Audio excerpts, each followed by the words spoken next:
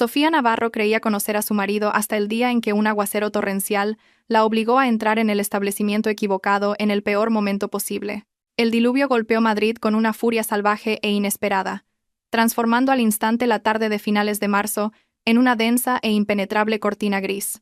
Sofía Navarro, una mujer cuya vida profesional se definía por la precisión y el control, agarraba el volante de su elegante BMW X3 con una tensión que reflejaba la intensidad de la tormenta. Sus ojos, normalmente agudos y evaluadores, estaban forzados, fijos en la calle que se disolvía rápidamente en un turbulento arroyo urbano.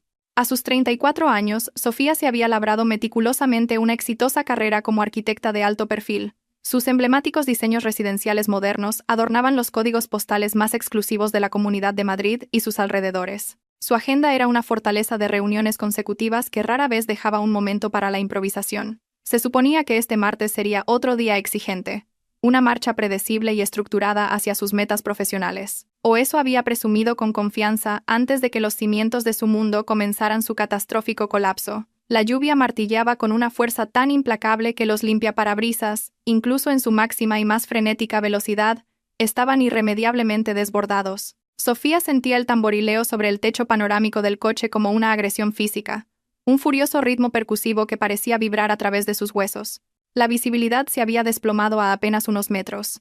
Acababa de soportar una agotadora sesión de 3 horas con un cliente notoriamente exigente en un piso señorial del barrio de Salamanca, y su único y desesperado deseo era llegar al santuario de su hogar, sumergirse en una ducha hirviendo y purgar el recuerdo de las interminables y minuciosas revisiones de un proyecto de mansión multimillonaria que parecía condenado a una eterna inconclusión. Pero la tormenta, al parecer, era un agente del destino con un guión dramáticamente diferente en mente. A medida que la carretera se convertía en una lámina de agua cegadora e informe, Sofía, confiando en años de navegación por la compleja red de la ciudad, tomó una decisión en una fracción de segundo. Giró bruscamente a la derecha, saliendo de la avenida principal hacia una calle lateral más tranquila y arbolada cerca de la bulliciosa confluencia de la calle Serrano y la calle de Goya.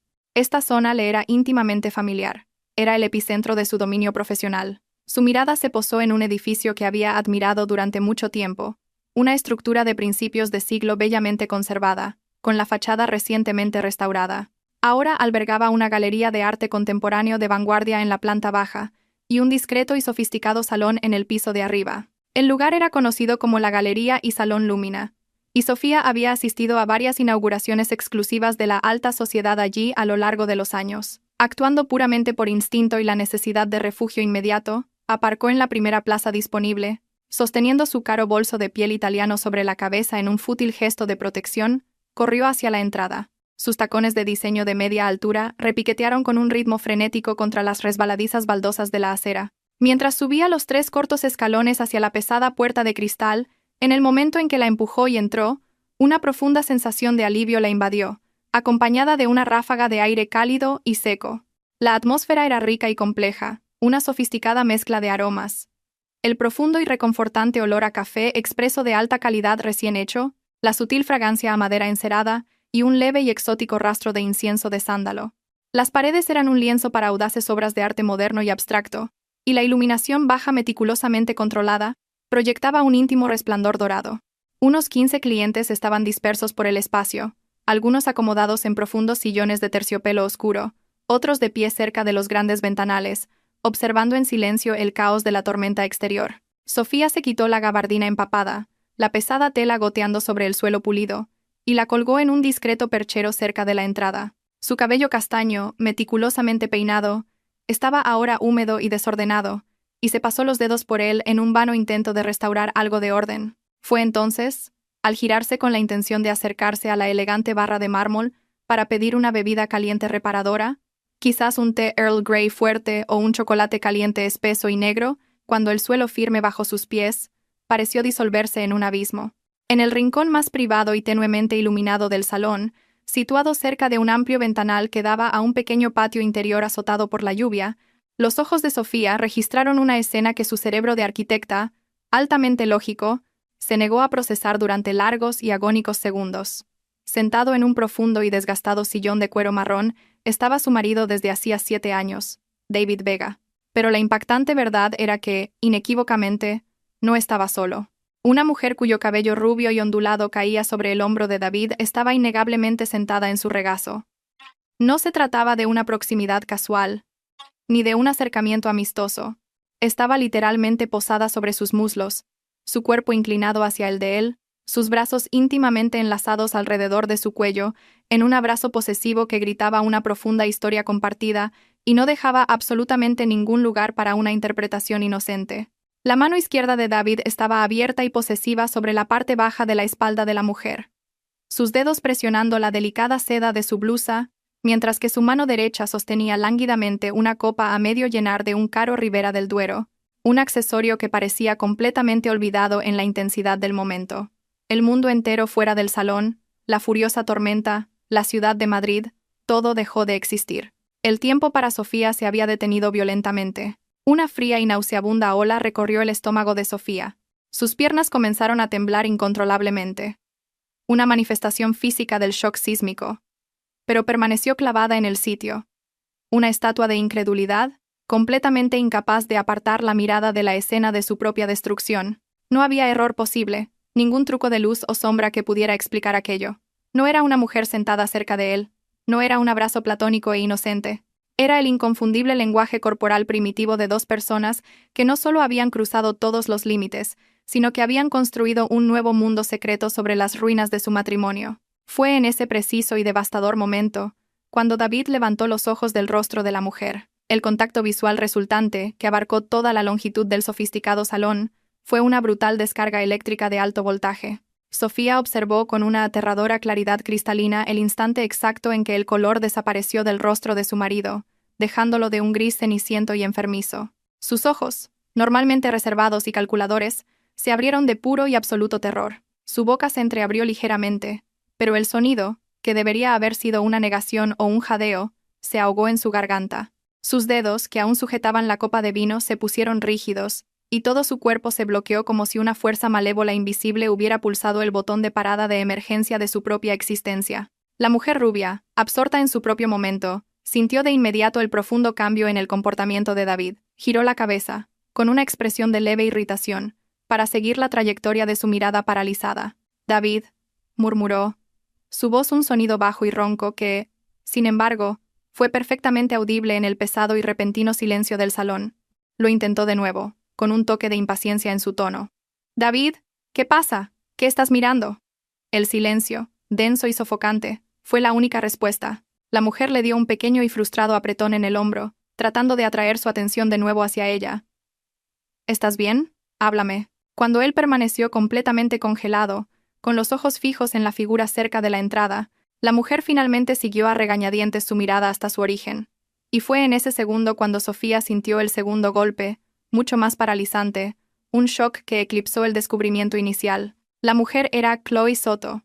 Sofía retrocedió instintivamente, tropezando 2 pasos hacia atrás.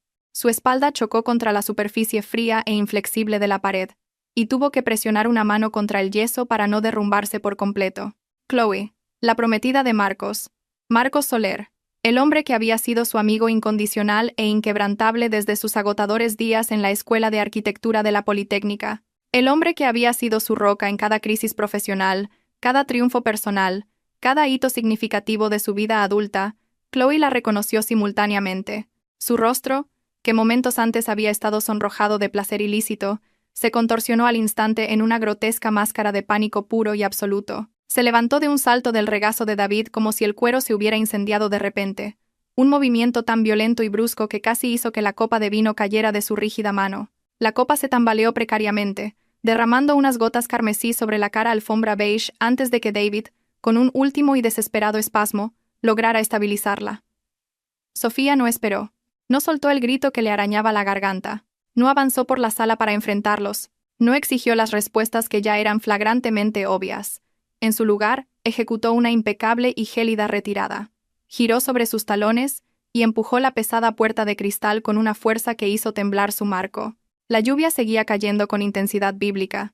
Pero ya no le importaba. Descendió los escalones de piedra, buscó a tientas el mando a distancia para abrir la puerta del coche con manos que temblaban violentamente, se metió en el asiento del conductor y cerró la puerta de un portazo. Sus manos estaban tan inestables que abrocharse el cinturón de seguridad se convirtió en una compleja tarea de múltiples intentos.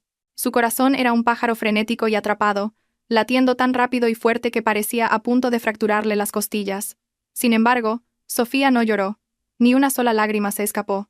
Puso el coche en marcha, los neumáticos patinando momentáneamente sobre el asfalto anegado, y comenzó a conducir, con el concepto de un destino completamente carente de sentido.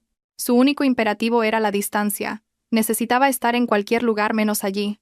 Necesitaba un vasto espacio vacío para respirar, para pensar, para comenzar la imposible tarea de procesar la imagen catastrófica, ahora grabada a fuego en su mente. Mientras navegaba por las caóticas e inundadas calles de Madrid, la lluvia un asalto furioso y rítmico contra el parabrisas, Sofía sintió una profunda fractura interna. No solo la destrucción de su matrimonio, sino la aniquilación de una confianza fundamental e incuestionable en su propio juicio y realidad, una confianza que ni siquiera se había dado cuenta de que era tan vital hasta que le fue brutalmente arrebatada.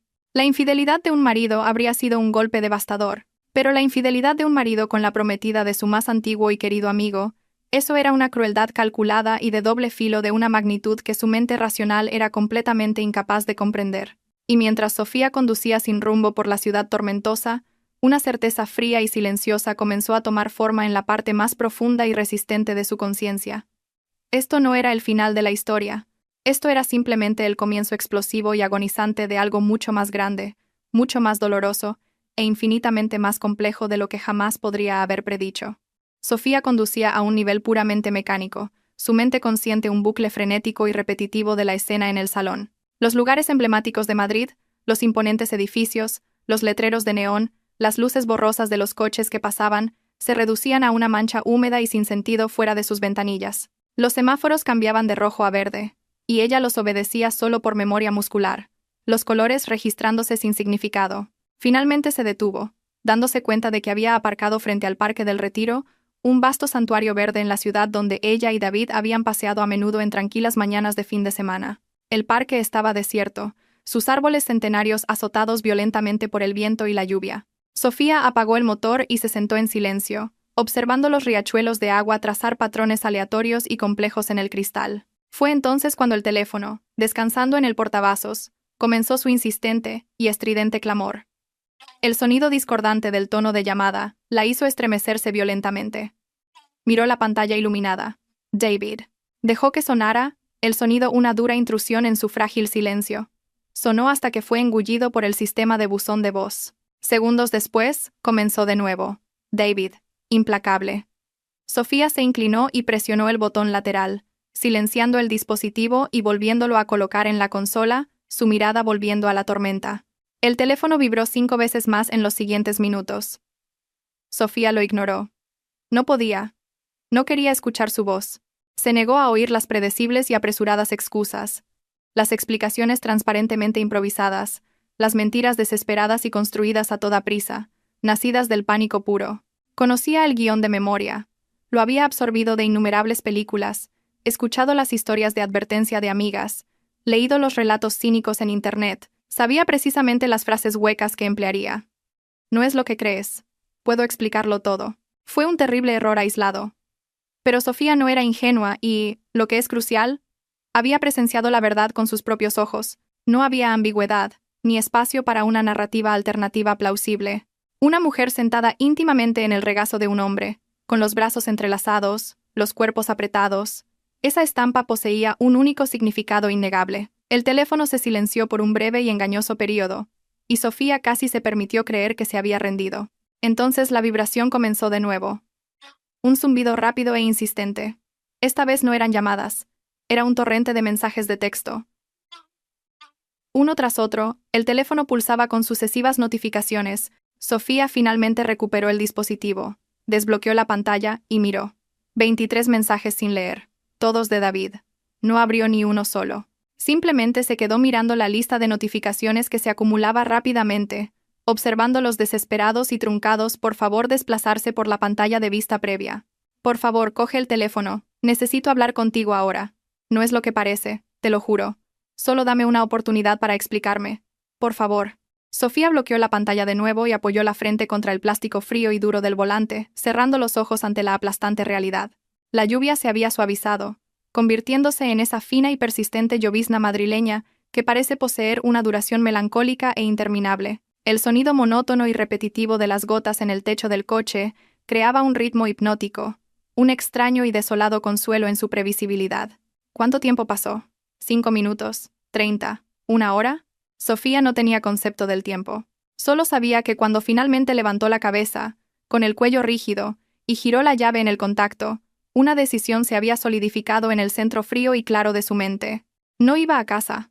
Todavía no. No podía cruzar el umbral de ese piso, sentarse en ese sofá o acostarse en esa cama. No esta noche. No mientras la cruda y brutal realidad de la traición estuviera tan fresca y cortante.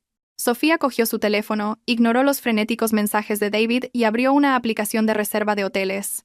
Sus dedos se movieron por la pantalla con una nueva y gélida determinación, buscando opciones cercanas de alta gama. Aseguró una reserva en el Hotel Mercer, un establecimiento famoso por su elegancia y discreción en el centro. Reservó una habitación para una noche. No, reconsideró, su resolución endureciéndose. Para 3 noches. Confirmó la reserva y reincorporó el coche al flujo del tráfico. El trayecto hasta el hotel duró unos rápidos 15 minutos. Cuando Sofía entró en el vestíbulo grande y silencioso, con su caro bolso de piel italiano todavía húmedo y el pelo ligeramente pegado al cuello, nadie del personal se atrevió a hacer una sola pregunta. La recepcionista le ofreció una sonrisa pulida y ensayada, le entregó la tarjeta de acceso a una suite premium y le deseó una agradable estancia. Sofía asintió con un breve gesto inexpresivo y se dirigió a los ascensores. La suite era vasta y completamente impersonal, decorada en tonos apagados y anónimos de beige, crema y gris pizarra. Una enorme cama king size dominaba el centro de la habitación, flanqueada por mesitas de noche minimalistas de madera clara. Las cortinas opacas eran pesadas, diseñadas para aislar completamente el mundo exterior. Sofía dejó su bolso en un sillón de terciopelo cerca de la ventana, se quitó los zapatos de diseño y se sentó pesadamente en el borde de la cama. Fue solo entonces, en la absoluta y aislante soledad de esa anónima habitación de hotel, cuando las lágrimas contenidas por pura fuerza de voluntad finalmente llegaron. No eran los sollozos histéricos de una mujer rota, sino un torrente silencioso e incesante, la manifestación física de un corazón que había sido irrevocablemente destrozado. Las semanas siguientes fueron una neblina implacable y fría de eficiencia profesional. Sofía desalojó inmediatamente el piso que había compartido con David, mudándose a un alquiler temporal en un rascacielos en el bullicioso barrio de Malasaña. Instituyó una estricta política de no contacto, comunicándose con David exclusivamente a través de su abogada, Elena Valdés. La señorita Valdés era una leyenda en los círculos legales de Madrid, una abogada formidable e inflexible, conocida por su enfoque despiadado y pragmático en divorcios de alto patrimonio y gran conflictividad.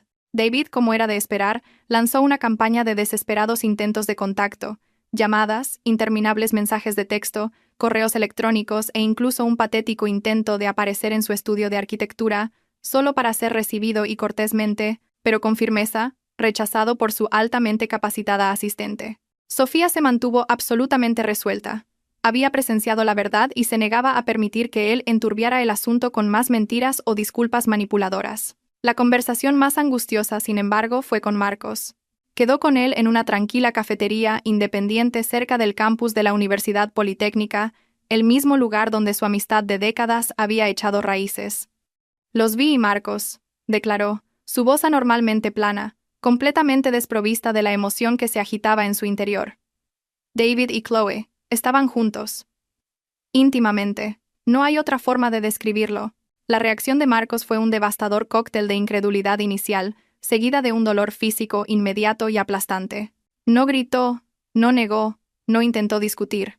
Simplemente se encorvó en su silla, hundiendo el rostro entre las manos, todo su lenguaje corporal irradiando derrota. «No lo entiendo», susurró. Su voz espesa por las lágrimas no derramadas. Estábamos a 2 meses de la boda. Las invitaciones se enviaron la semana pasada. Sofía extendió la mano por encima de la pequeña mesa, su mano temblando ligeramente, y la posó suavemente en su brazo. «Lo siento muchísimo, Marcos. Ojalá más que nada no tuviera que ser yo quien te dijera esto». Se sentaron en un silencio profundo y pesado durante lo que pareció una eternidad. 2 víctimas colaterales de un engaño compartido, brutal y meticulosamente planeado.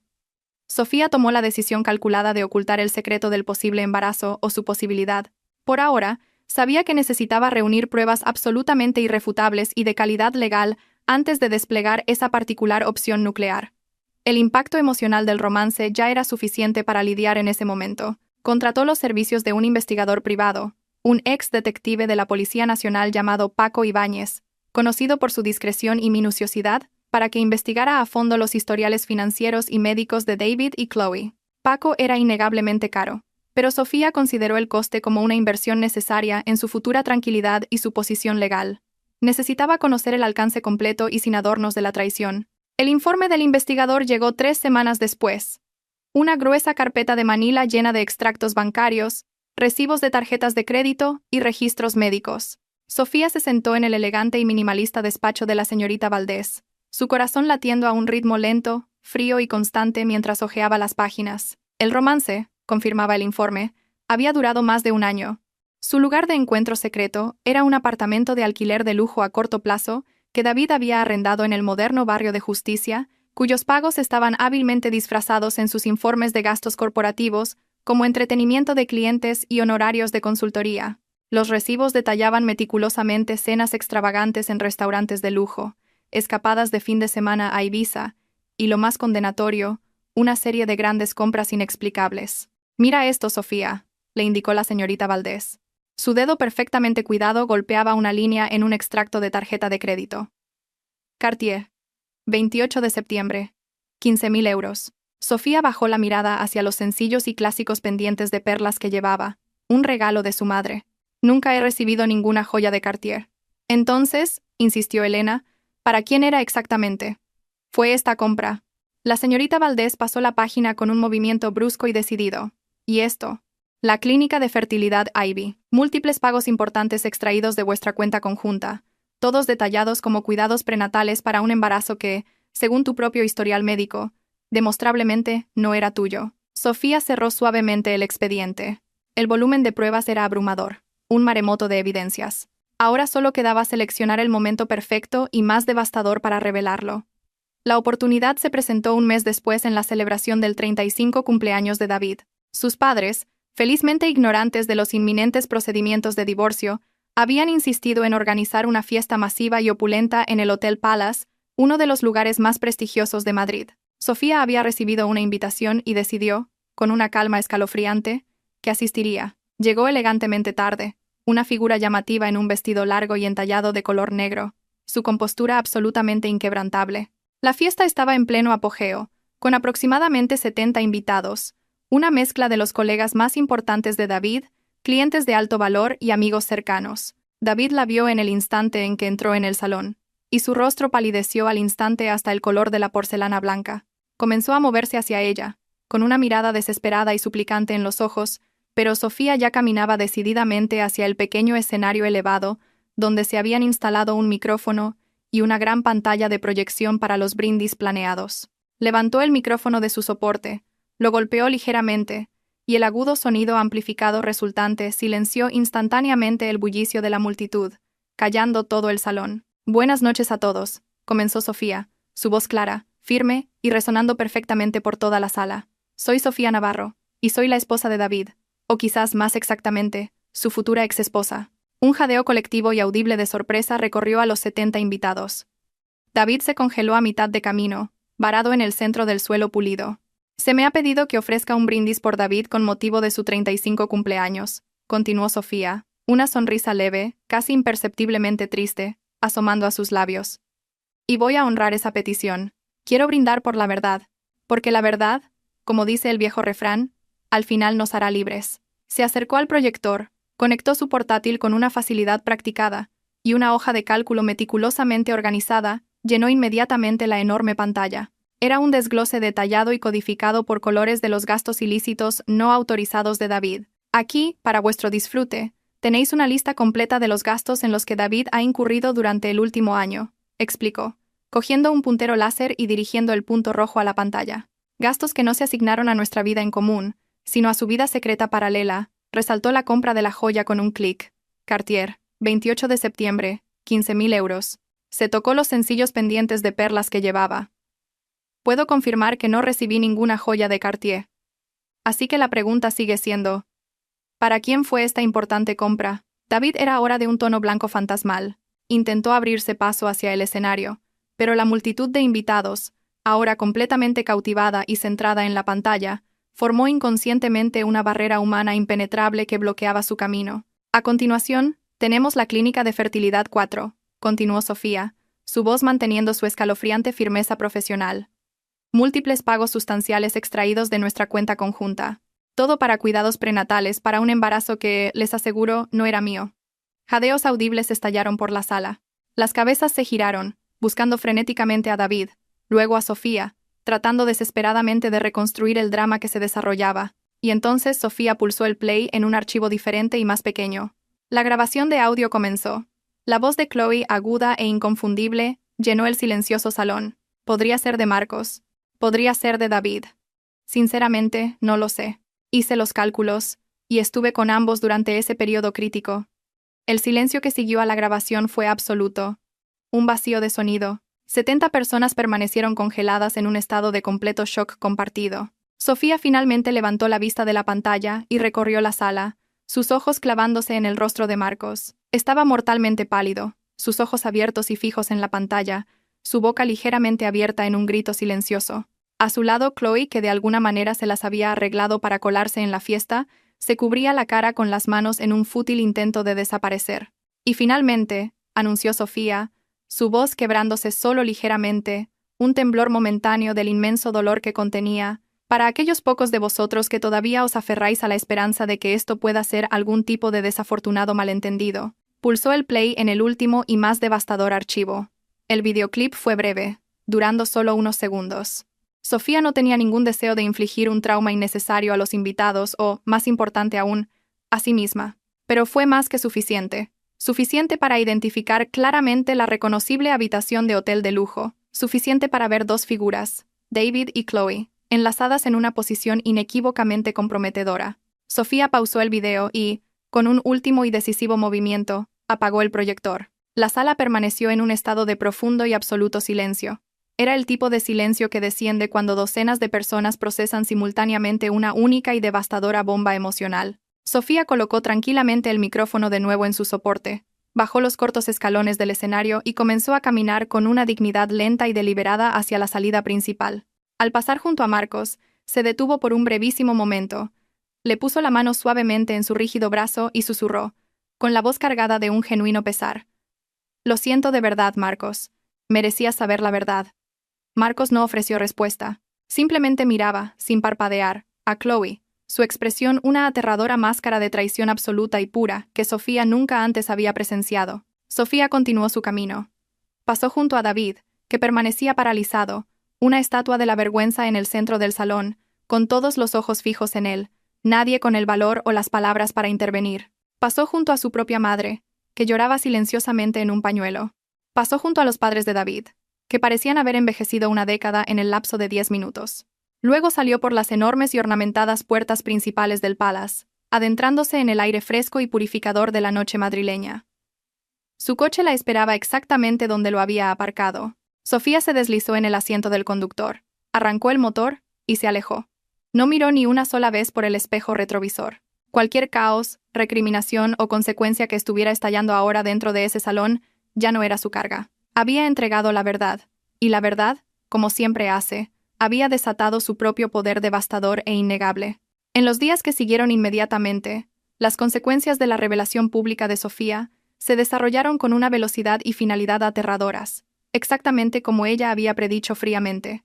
Rápidas, brutales y completamente irreversibles. Marcos llamó a Sofía el domingo por la mañana temprano, su voz áspera y cruda, el sonido de un hombre que no había dormido y probablemente no podía. «Necesito hablar contigo», dijo saltándose cualquier pretensión de saludo.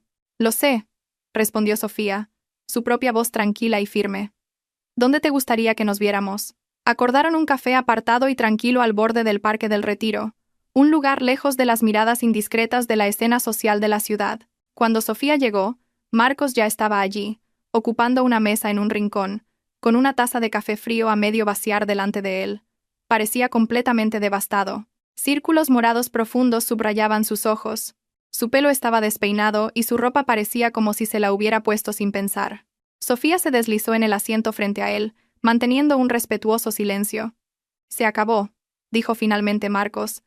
Las palabras pesadas y definitivas. Anoche, le devolví el anillo, cancelé el lugar de la boda, envié un mensaje masivo a todos los invitados informándoles de que la boda se cancela. Lo siento muchísimo, Marcos. No lo sientas, replicó él, levantando la cabeza para encontrar su mirada por primera vez. Hiciste lo correcto. Si no hubieras hecho lo que hiciste ayer, me habría casado con ella. Me habría comprometido a pasar el resto de mi vida creyendo una mentira. Aún así, insistió Sofía suavemente. Sé que este dolor es inmenso. Marcos soltó una risa corta, amarga y sin humor. Inmenso. Sofía, invertí 10 años de mi vida en esa mujer, 10 años creyendo que conocía a la persona que dormía a mi lado. Y descubrí anoche, delante de 70 personas, que no sabía absolutamente nada. Que la mujer con la que estaba a punto de casarme no solo me estaba engañando con el marido de mi mejor amiga, sino que podría estar esperando un hijo suyo. Sofía permitió que el profundo silencio se asentara y perdurara entre ellos. ¿Vas a pedir una prueba de paternidad?, preguntó su tono uniforme. No, respondió Marcos, sacudiendo la cabeza con decisión. Ese no es mi problema a resolver. Si el niño resulta ser mío, Chloe puede contactarme cuando tenga pruebas irrefutables. Hasta ese momento, no quiero ninguna implicación con ella o su vida. Finalmente cogió la taza de café y tomó un gran sorbo, haciendo una mueca. Estaba helado. ¿Y tú?, preguntó, devolviéndole la pregunta. ¿Cómo lo llevas realmente? Sofía hizo una pausa, considerando su respuesta con la precisión de una arquitecta. Extrañamente, siento una profunda sensación de paz. Creo que es porque tuve semanas para procesar la verdad, para prepararme. Yo tenía el conocimiento. A ti te golpeó toda la brutal realidad de golpe. ¿Es por eso que esperaste hasta la fiesta? ¿Para asegurarte de que tenías todas las pruebas antes de decírmelo? Sí, confirmó ella. No podía acudir a ti con una mera sospecha. Naturalmente, te habrías puesto a la defensiva, y Chloe habría fabricado fácilmente una contranarrativa. Necesitaba pruebas que fueran irrefutables tanto legal como emocionalmente. Marcos asintió lentamente, aceptando su lógica. ¿Y David? ¿Cuáles son las consecuencias para él? Divorcio, declaró Sofía llanamente. Los papeles ya se están finalizando. Y en cuanto a las consecuencias profesionales, Sofía hizo una pausa, un destello de fría satisfacción en sus ojos. No tengo que mover un dedo más. La lista de invitados de esa fiesta incluía a su director general, sus clientes más importantes y sus colegas directos. Su reputación en esta ciudad ya está irrevocablemente destruida. Y así fue. Sofía se enteró a través de la eficiente y susurrante red de amigos comunes que David había sido puesto en excedencia administrativa indefinida de su startup tecnológica de alto perfil. Aunque oficialmente era una excedencia, todos entendieron lo que era. Un despido corporativo educado. Una empresa tecnológica, especialmente una que se enorgullecía de una imagen pública progresista y ética, no podía permitirse tener a un alto ejecutivo expuesto públicamente en un escándalo de la alta sociedad tan sórdido. Chloe también se enfrentó a consecuencias inmediatas y severas. Su boutique de joyería, que dependía casi por completo del delicado ecosistema de las redes sociales y las recomendaciones boca a boca entre la élite madrileña, vio cómo sus ventas se desplomaban a un abismo. Los clientes cancelaron pedidos personalizados. Comisiones importantes fueron retiradas abruptamente. En menos de 2 semanas, Chloe se vio obligada a cerrar la tienda, colocando un escueto y simple aviso en la puerta de cristal cerrada. Cerrado temporalmente por circunstancias personales imprevistas. Sofía no sintió ninguna oleada de satisfacción triunfante ante esta noticia.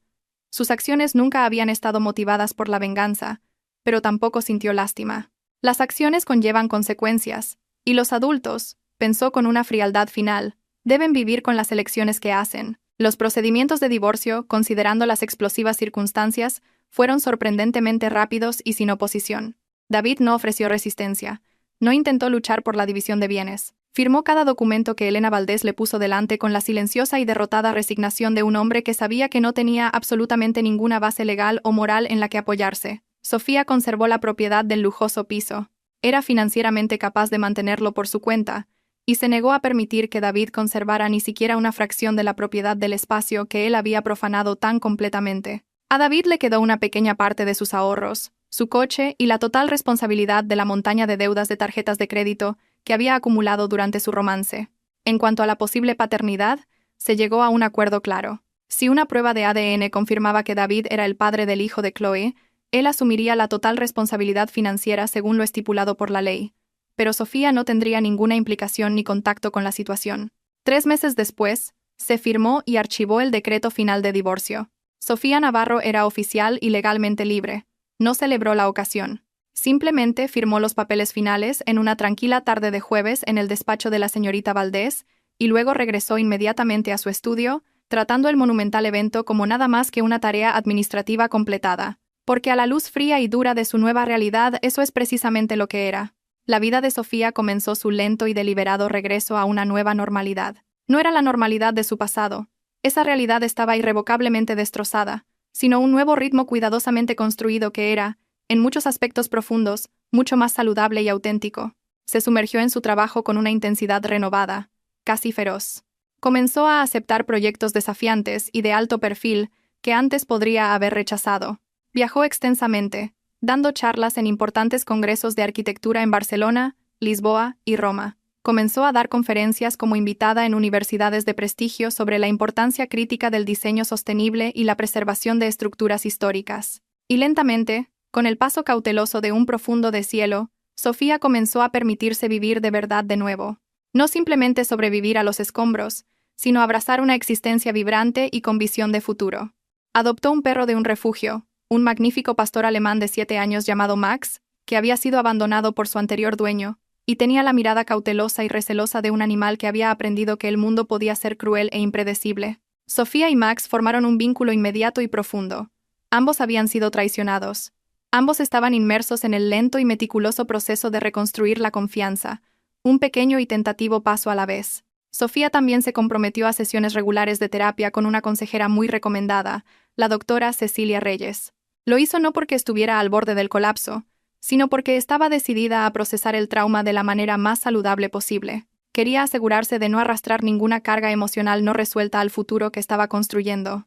10 meses después de que se finalizara su divorcio, en una importante cumbre internacional de arquitectura celebrada en Barcelona, un evento que atrajo a arquitectos, líderes de opinión, urbanistas y diseñadores de toda Europa, Sofía conoció a León. Estaba sentada en una sesión centrada en la innovación sostenible en proyectos de rehabilitación a gran escala, tomando notas diligentemente cuando el hombre a su lado se inclinó y ofreció un comentario ingenioso y perspicaz sobre la presentación. Entablaron una conversación. Inicialmente, la charla fue estrictamente profesional. Luego derivó hacia las complejidades de la vida urbana, luego de vuelta a una pasión compartida por la arquitectura, y finalmente se centró en los aspectos más profundos y personales de la vida. León Olivera también era arquitecto, con sede en Barcelona, especializado en proyectos residenciales de lujo a medida. Tenía 42 años, un rostro amable y abierto, y 2 hijos de un matrimonio anterior que había terminado amistosamente 3 años antes. Poseía una sonrisa fácil y genuina que tenía el poder de iluminar por completo sus facciones. No hubo chispas dramáticas repentinas, ni una atracción abrumadora inmediata. En cambio, hubo una conexión tranquila y profunda. Había una facilidad natural en su conversación. Estaba la sensación profundamente reconfortante de hablar con alguien que realmente escuchaba sus palabras y valoraba de verdad su perspectiva. Intercambiaron información de contacto, comenzaron un intercambio constante de mensajes de texto, luego vinieron las largas llamadas telefónicas nocturnas. León comenzó a inventar excusas cada vez más endebles para visitar Madrid con más frecuencia. Sofía, a su vez, comenzó a aceptar nuevos proyectos en Cataluña que requerían que estuviera más cerca de Barcelona. Cuando finalmente compartieron su primer beso, 4 meses después de ese encuentro inicial en el Congreso, ocurrió durante un tranquilo paseo nocturno por la Barceloneta, con el sol poniente pintando la vasta extensión del horizonte de la ciudad en impresionantes tonos de naranja, fuego y violeta profundo. El beso fue suave, vacilante, una exploración mutua, pero se sintió absoluta y profundamente correcto. ¿Estás segura de que estás lista para esto, Sofía?, preguntó León después, sosteniendo sus manos suavemente y estudiando su rostro con sincera preocupación. Sé que has pasado por mucho. No quiero presionarte a nada. Estoy lista, respondió Sofía, su voz firme y honesta. No porque haya olvidado lo que pasó, sino porque he aprendido que los eventos del pasado no definen ni definirán mi futuro. Y lo decía en serio. Realmente lo hacía.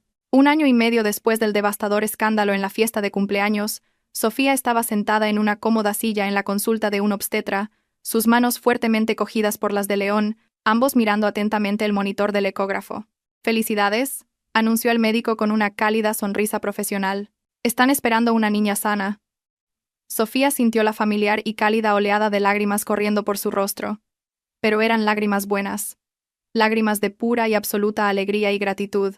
León apretó su mano, sus propios ojos brillando intensamente de profunda emoción. Se habían casado 6 meses antes en una ceremonia pequeña y profundamente íntima celebrada en el hermoso Jardín Botánico de Madrid, a la que solo asistieron sus familiares más cercanos y unos pocos amigos selectos. Marcos estaba allí, orgulloso como el padrino de honor de Sofía. Eventualmente se había recuperado de la traición de Chloe. Ahora estaba saliendo con alguien nuevo, una instructora de yoga amable y centrada que había conocido a través de amigos comunes. Una mujer cuyo espíritu amable y honesto era precisamente el bálsamo que su corazón herido necesitaba. León se había trasladado permanentemente a Madrid después de la boda, estableciendo una exitosa sucursal de su estudio de arquitectura en la ciudad. Juntos compraron una casa. No otro piso estéril, sino una casa real y espaciosa con un gran jardín consolidado ubicada en la deseable urbanización de La Moraleja. Irónicamente, estaba solo a unos pocos municipios de donde Sofía había vivido una vez con David, pero esta casa era fundamentalmente diferente, era de ellos. Era un hogar construido no sobre la pretensión, sino sobre la sólida base de la verdad, el respeto mutuo y el compromiso inquebrantable. A medida que Sofía entraba en su tercer trimestre, finalmente recibió la última actualización definitiva sobre Chloe y el bebé. Marcos lo mencionó casualmente durante un café, señalando que Chloe había dado a luz a una niña 3 meses antes. La prueba de paternidad había confirmado sin lugar a dudas que David era el padre. Él estaba pagando la pensión alimenticia obligatoria, pero había decidido renunciar a cualquier custodia o derecho de visita regular, una decisión que, según había oído Marcos, era enteramente de David. Chloe, añadió Marcos, se había mudado, reubicándose en un pueblo más pequeño y tranquilo de la sierra, lejos de la memoria social del escándalo madrileño. Allí había abierto una nueva y pequeña tienda de artesanía, intentando reconstruir su vida lejos de los escombros que había creado. Sofía absorbió esta información con una compleja mezcla de emociones. Una pequeña parte de ella sintió una punzada distante de tristeza, no por Chloe o David, sino por la niña inocente nacida en una situación tan caótica. Una parte más grande y dominante de ella sintió una tranquila sensación de que la justicia, a su manera lenta e inevitable, había seguido su curso natural. La gente se había enfrentado a las consecuencias de sus actos. La vida para todos los involucrados había seguido adelante. ¿Alguna vez has considerado ponerte en contacto con él?, le preguntó León una noche mientras estaban acostados en la cama, su mano descansando protectoramente sobre el gran y redondeado vientre de Sofía. ¿Con David? Ahora que ambos estáis a punto de ser padres. Sofía consideró la pregunta por un largo momento. No, declaró finalmente, y no lo haré. Lo que suceda en su vida ya no es asunto mío, León. Él tomó sus decisiones. Yo tomé las mías. Y ahora nuestros caminos están permanente y completamente separados. León se inclinó y le besó la frente con ternura. Eres una persona mucho mejor y con más clase de lo que yo sería en esta situación. No soy mejor, le corrigió Sofía suavemente. Simplemente he aprendido que aferrarse al resentimiento es como beber veneno y esperar tontamente que la otra persona muera por ello. David no merece más espacio en mi mente ni en mi corazón. Cuando la hija de Sofía y León finalmente llegó en una clara y fresca mañana de noviembre, con el sol brillante entrando por las ventanas de la maternidad del Hospital Ruber Internacional, Sofía sostuvo a la pequeña y perfecta bebé en sus brazos y se sintió abrumada por un sentimiento que no había anticipado: gratitud. No gratitud por la traición, nunca eso, sino una profunda gratitud por el camino difícil y doloroso que la traición la había obligado a tomar en última instancia. Porque si David no la hubiera engañado, si Sofía no hubiera descubierto la verdad, si no hubiera encontrado el coraje para poner fin al matrimonio y reconstruir meticulosamente su vida, nunca habría conocido a León. Nunca estaría sosteniendo a esta preciosa bebé. Nunca habría encontrado esta vida hermosa y auténtica. Su hija se llamó Gracia. Y mientras Sofía contemplaba el pequeño y perfecto rostro de la bebé, sintiendo la fuerte presencia de León a su lado, y a Max, su leal pastor alemán, yaciendo fielmente a los pies de la cama del hospital, comprendió una verdad fundamental que le cambió la vida. La verdadera felicidad no proviene de no ser herido nunca. Proviene de poseer la fuerza interior para levantarse de nuevo cuando lo eres. Proviene de la negativa inquebrantable a permitir que la debilidad o la traición de otra persona defina tu propio valor. Proviene de elegir la verdad difícil sobre la negación cómoda, incluso cuando esa verdad es brutal. Y lo más importante, proviene de tener la paciencia tranquila y la fe profunda de que, después de la tormenta más violenta, El sol siempre volverá a brillar. Sofía besó la frente de Gracia con infinita ternura. Bienvenida al mundo, pequeña, susurró, su voz espesa por la emoción. Y bienvenida a la vida que construí para nosotras. Una vida honesta, una vida real, y en ese singular momento perfecto, rodeada de su nueva y verdadera familia, con el futuro extendiéndose ante ella como una página en blanco esperando ser llenada, Sofía finalmente dejó ir por completo el pasado, no con ira persistente, no con amargura corrosiva, sino con la dignidad tranquila e inquebrantable de una mujer que había mirado la verdad directamente a los ojos, se había negado a retroceder y había emergido al otro lado infinitamente más fuerte, inmensurablemente más sabia y profundamente, bellamente libre.